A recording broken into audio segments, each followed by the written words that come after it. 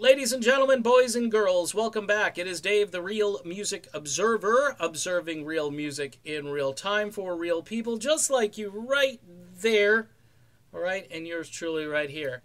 Okay, so I posted this video about Lindsey Buckingham and Fleetwood Mac yesterday, saying that I think it may have been a mistake, what they did.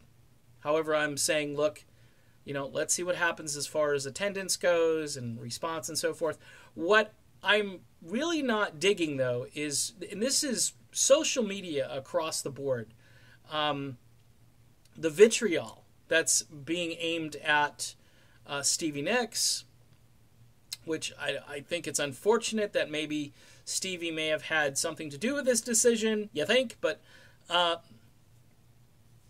she hasn't come out and said, yeah, it was my decision to say goodbye to Lindsey. The thing that I really detest, though, is this, we're going to go after Mike Campbell and Neil Finn and make them look like they're lousy musicians, because they're not. They're both quality musicians. If you just take what Neil Finn did with Crowded House, you're going to say, okay, he's a decent singer, a decent songwriter, a guy you'd want to collaborate with probably, and, does it fit the Fleetwood Mac template? I don't know. That's what I'm questioning. And Mike Campbell is a top-rate guitar player. I mean, he has his own sound. He was just an integral part of Tom Petty and the Heartbreakers and what they were all about. His slide guitar solos and playing just really off the charts. And I think one of the reasons he's in is because they needed somebody who had a little bit of gravitas and name recognition in order to replace Lindsey. The thing about just all the insults and, again, vitriol aimed at these guys, I don't understand what's going on these days.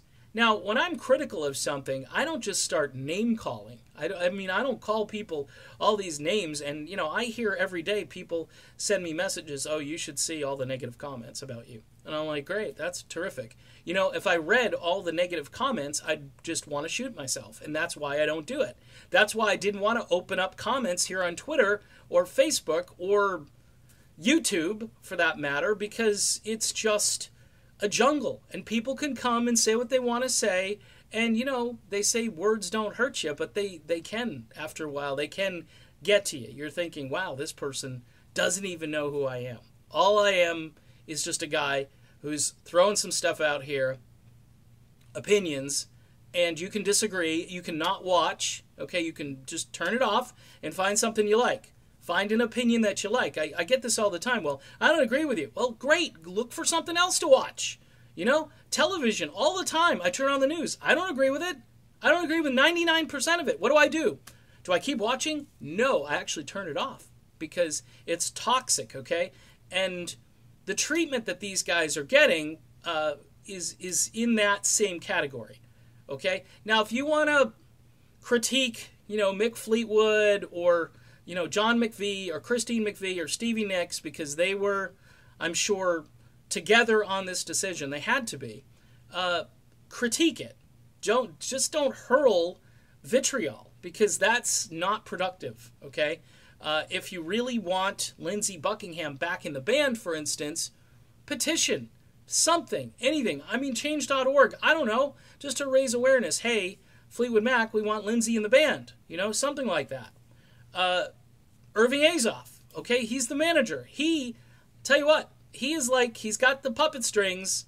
Yeah, people don't realize how important he is to everything, but he basically puts his stamp of approval on things, and if he doesn't, you go back to the drawing board and get it right, and then bring it back to him, and then $1 million contracts for everybody.